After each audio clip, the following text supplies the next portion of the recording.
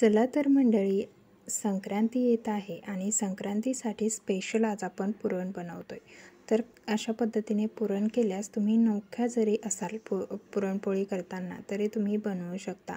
तर एकदम सोप्या पद्धतीने पुरण कसं बनवायचं ते मी तुम्हाला सांगितलेलं आहे आणि पोळी फुगण्यासाठी कोणती ट्रिक वापरायची हे सुद्धा मी व्हिडिओमध्ये सांगितलेलं आहे। व्हिडिओ अगदी शेवटपर्यंत पहा, म्हणजे तुम्हाला त्या ट्रिक्स कळून जातील आणि तुम्ही सुद्धा अशा मस्त कडेपर्यंत फुगणाऱ्या पुरणपोळ्या तयार करू शकता। तर इथे पाहू शकता आपण एक ताट घेतलेलं आहे, त्यामध्ये आपल्याला डाळ वाटीच्या प्रमाणे आपण इथे मोजून घेत आहोत। तर 2 वाट्या मी इथे हरभरा डाळ घेतलेली आहे। ही सर्वात पहिले आपल्याला स्वच्छ डाळ धुवून घ्यायची आहे। तुम्ही वाटीचं किंवा किलोने सुद्धा प्रमाण वजनी सुद्धा मोजून घेऊ शकता, पण भांड्याने घेतलेलं प्रमाण कधीही चांगलं, म्हणजे आपल्याला अवेलेबल असणाऱ्या गोष्टींपासूनच प्रमाण घ्यावं। तर पहा, आपण इथे स्वच्छ डाळ 2-3 पाण्याने धुवून घेतली। तर इथे मी कुकर घेतलेला आहे। आता ह्या कुकरमध्ये आपल्याला ही डाळ घालून घ्यायची आहे। तर या डाळीमध्ये तुम्ही म्हणजे हळद किंवा काहीच वापरायची गरज पडत नाही। विकतची डाळ आहे, पुरणाला असाही कलर छान येतो। आपण पुरण परतवणार आहे, त्यामुळे पुरणसुद्धा चॉकलेटी कलरवर तयार होतं, त्यामुळे यामध्ये काहीच घालायचं नाही। आता इथे पहा, आपल्याला वरती पाणी किती ठेवायचं आहे डाळीच्या ते सुद्धा मी तुम्हाला सांगणार आहे, म्हणजे कुठेही तुम्हाला टेन्शन घ्यायचं नाही की आपल्याला डाळीत पाणी किती घालायचं। इथे 1 कांड्याच्या वरती आपण पाणी घातलेलं आहे।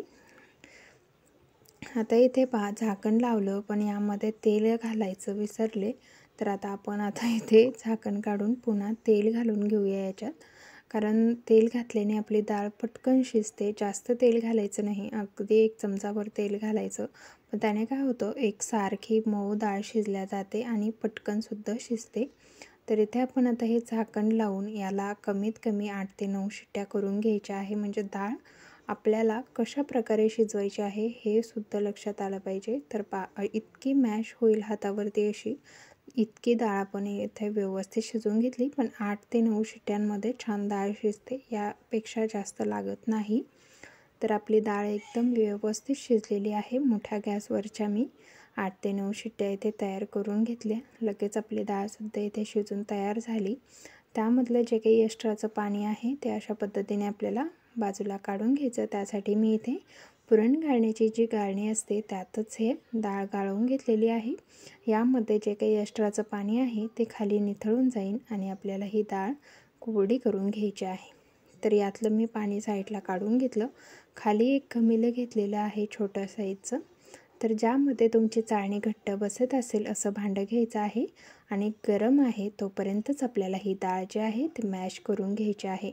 त्याने काय होतं की डाळ आपली पटकन मॅश होते आणि शिजवून घेताना सुद्धा व्यवस्थित डाळ शिजलेली असेल तर पुरण करणं अवघडही नाही आणि वेळही जास्त लागत नाही। फक्त डाळ शिजली आहे का नाही हे कन्फर्म करून घ्यायचं आहे। डाळ व्यवस्थित शिजली तरच पाणी कमी पडल्यास तुम्ही पाणी घालून पुन्हा डाळ छान शिजवून घेऊ शकता। तर इथे पहा, आपण सगळं पुरण जे आहे ते चाळणीमधून काढून घेतलेलं आहे। तर व्यवस्थित आणि मऊ आपलं पुरण इथे तयार झालेलं आहे, तुम्ही पाहू शकता। खूप कोरडंसुद्धा पुरण झालेलं नाही। आता आपण पहा, इथे वाटीला थोडी कमी साखर घेतली किंवा पाऊण वाटीसुद्धा तुम्ही घेऊ शकता। त्यानंतर वाटी आपली इथे भरून आपण चिरलेला गूळ घेतलेला आहे। तर आता हे बरोबर आपण जेवढी डाळ तेवढंच इथे गूळ आणि साखरेचं प्रमाण घेतलेलं आहे। तुम्ही अगदी नुसता गूळ घातला तरी चालेल किंवा साखर घातली तरी चालेल आणि 1 चमचा वेलची पावडर यामध्ये घालून घेतलेली आहे। आता हे सुरुवातीला आपल्याला याच भांड्यामध्ये मिक्स करून घ्यायचं आहे।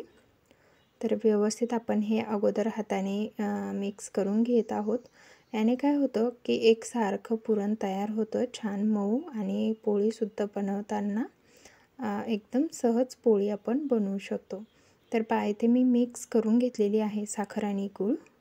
तर इथे माझ्याकडे कढई आहे स्टीलची, त्यामध्ये मी हे पुरण परतून घेणार आहे। जाड तळाचं भांडं घ्यायचं आहे पुरण परतवण्यासाठी, नाहीतर करपू शकतं। तर इथे माझ्याकडे जाड तळाची कढई आहे, त्यामध्ये मी हे सर्व पुरण टाकून घेतलं आणि गॅसवरती ठेवलेलं आहे। आता आपल्याला याला परतवून घ्यायचं आहे। परतण्यासाठी सुद्धा 10 ते 12 मिनिटं आपल्याला हे पुरण परतवायला लागतात। तेव्हा कुठे ते व्यवस्थित परततं. आता इथे सुद्धा एक ट्रिक आहे, त्यामुळे ती पाहिल्याशिवाय अजिबात व्हिडिओ पळवू नका. तर आता पुरण आपल्याला कितपत घट्ट करायचं हे सुद्धा तुम्ही म्हणजे इथे पाहायचं आहे. कारण तुम्ही खूप घट्ट पुरण करून घेतलं तर इथे पाहू शकता आपली साखर आणि गूळ एकदम मेल्ट झालेला आहे आणि आपलं पुरण अगदी एकदम पातळ शिऱ्यासारखं झालेलं आहे, तुम्ही पाहू शकता. पण काहीच टेन्शन घ्यायचं नाही. सुरुवातीला साखर आणि गूळ विरघळल्यामुळे पुरण पातळ होतं. इथे अगदी 5 ते 6 मिनिटात पाहू शकता पुरणामधलं बऱ्यापैकी पाणी जे आहे ते कमी झालेलं आहे. इथे पुरण आता आपलं घट्ट व्हायला लागलेलं आहे, तुम्ही पाहू शकता. पण आणखीन आपल्याला याला 5 मिनिटं परतवून घ्यायचं आहे. पण पुरण कितपर्यंत आपल्याला घट्ट करून घ्यायचं हे सुद्धा सांगणार आहे, त्यामुळे अजिबात टेन्शन घेऊ नका. तर आता पुरण कसं चेक करायचं, तर थोडंसं आपण इथे एका वाटीमध्ये थोडंसं पुरण साईडला काढून ठेवलं आणि कमी गॅसवरती हे पुरण आपल्याला कंटिन्यू हलवत राहायचं आहे. गॅस अजिबात बंद करायचा नाही, कंटिन्यू हलवायचं. पूर्ण पुरण थंड झालं की अशा पद्धतीने चेक करायचं. हाताला चिकटलं नाही की समजून जायचं आपलं पुरण तयार झालेलं आहे. तुम्ही जर इथेच एकदम घट्ट पुरण तयार केलं तर ते नंतर एकदम कडक होतं आणि त्याची पोळी म्हणावी अशी मऊ किंवा लुसलुशीत तयार होत नाही. तर हे मेन कारण असतं आपली पोळी व्यवस्थित न होण्याचं. तर इथे मी गॅस बंद केला, आपलं पुरणसुद्धा तयार झालेलं आहे. आता पुरण थंड होण्यासाठी ठेवलेलं आहे, तोपर्यंत आपण पुरणाची पोळी बनवण्यासाठी पीठ भिजवणार आहोत. तर हे पीठ भिजवतानाच अगदी आपण व्यवस्थित भिजवून घेणार आहोत. तर यामध्ये चवीप्रमाणे मीठ घालायचं आहे आणि थोडं थोडं पाणी घालून आपल्याला हे पीठ अशा पद्धतीने भिजवून घ्यायचं आहे. तर तुम्ही इन्स्टंट पुरणपोळी करायला घेतली तरीसुद्धा हे पीठ अशा पद्धतीने मळल्यास तुमची पुरणपोळी एकदम छान तयार होते. तर इथे सर्वात पहिले तर मी इथे जे आपलं पीठ आहे गव्हाचं ते व्यवस्थित हे करून घेतलेलं आहे गोळा. आता आपल्याला थोडं थोडं हाताला पाणी लावून जे आहे ते हे पीठ चांगलं 5 मिनिटासाठी मळून घ्यायचं आहे. तुम्ही जेवढं पीठ मळून घ्याल तेवढी तुमची पोळी सुरेख तयार होते. त्यामुळे पीठ मळताना अजिबात कंजूसी करायची नाही. 5-6 मिनिटासाठी मी इथे पीठ भिजवून घेतलं चांगलं मळून. तर तुम्ही पाहू शकता छान आपलं पीठ इथे तयार झालेलं आहे. तर अशाच पद्धतीने आपल्याला पुरणपोळीसाठी पीठ भिजवून घ्यायचं आहे. आता इथे पुरणपोळीसाठीचं पीठ तयार झालं. माझ्याकडे अशी एक इथे तेलाची पिशवी होती, त्यामध्ये तेलसुद्धा आहे. तर ते तेल सगळीकडे आपण अशा पद्धतीने पिशवीला लावून घेऊया. एक्स्ट्राचं तेल लावायची अजिबात गरज नाही. हाच पिठाचा गोळा आपल्याला त्या तेलामध्ये बुडवून घ्यायचा आहे आणि मस्त असं पॅक करून ठेवायचं आहे हे पीठ हवाबंद.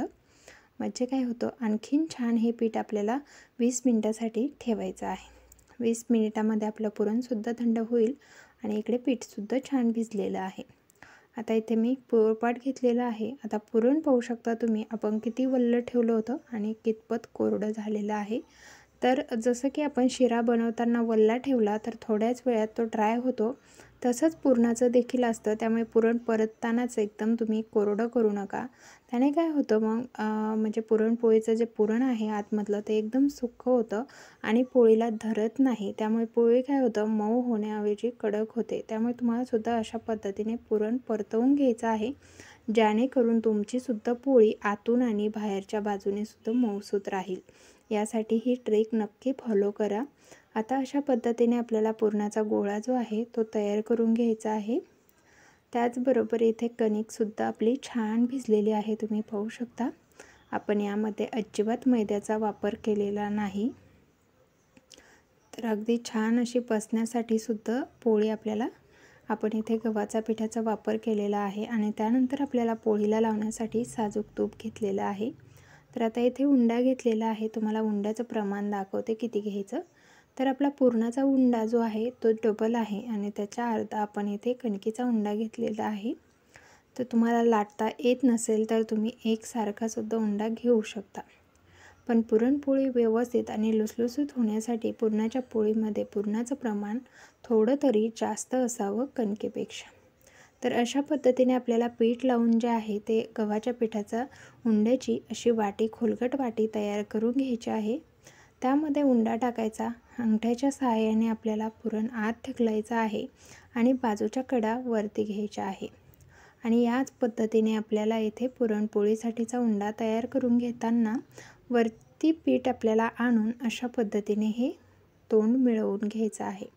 अशा पद्धतीने पोळीचं म्हणजे उंडा तयार केल्याने कडेपर्यंत पुरण पोहोचण्यासाठी आणखीन एक ट्रिक आहे, ती सुद्धा जरूर पहा। पण सुरुवातीला आपण आता इथे याचं तोंड जे आहे ते मिळवून घेतलेलं आहे। इथे आपलं पुरण भरून तयार झालं, पण आता ट्रिक काय आहे की जेणेकरून कडेपर्यंत पुरणाची पोळी एकसारखी फुगेल आणि तयारसुद्धा एकसारखी होईल। तर पिठामध्ये हा उंडा डीप करून घ्यायचा आणि अशा पद्धतीने आपल्याला एकसारखा गोल फिरवून घ्यायचा आहे पूर्ण हातावरती। 5-7 वेळेला जर तुम्ही अशा पद्धतीने केलं तर पहा एकसारखं पुरण सगळीकडे पसरतं आणि यानेच आपली पोळी एकसारखी आपल्याला लाटताना सुद्धा अगदी सहज आपण ही पोळी लाटू शकतो। अजिबात लाटताना हात जात नाही।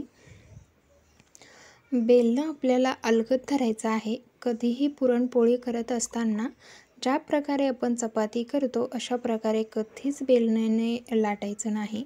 एकदम अलगद हाताने आपल्याला हे बेलणं जे आहे ते फिरवायचं आहे।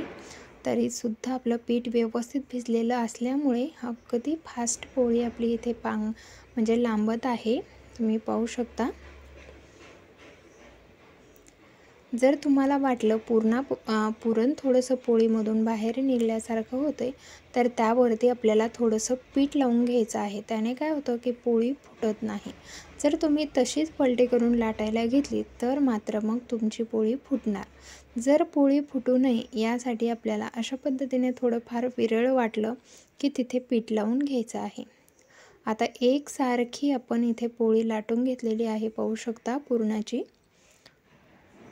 कुठेही जाड किंवा कुठेही पातळ आपल्याला ही पोळी ठेवायची नाही, एकसारखी पुरणाची पोळी तयार करून घ्यायची आहे।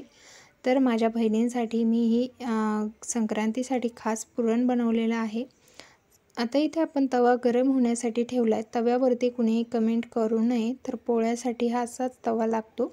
जास्त पांढऱ्या शुभ्र तव्याला म्हणजे पोळी चिकटते चपाती, त्यामुळे मी काही करत नाही। तर पहा इथे आपण पोळी टाकून घेतली। सुरुवातीला आपल्याला इथे उलथण्याचा अजिबात वापर करायचा नाही, हातानेच पोळी आपल्याला उलटवून घ्यायची आहे। आता इथे आपल्याला वरतून पुन्हा तूप लावून घ्यायचं आहे। छान पुरणाचे पोळे तयार होतात अशा पद्धतीने केल्यास। आता तुम्ही उलथण्याचा वापर करू शकता किंवा तुम्हाला हाताने जमत असल्यास तुम्ही हाताने केलं तरीसुद्धा चालेल। दोन्ही बाजूने छान असं आपल्याला तूप लावून घ्यायचं आहे।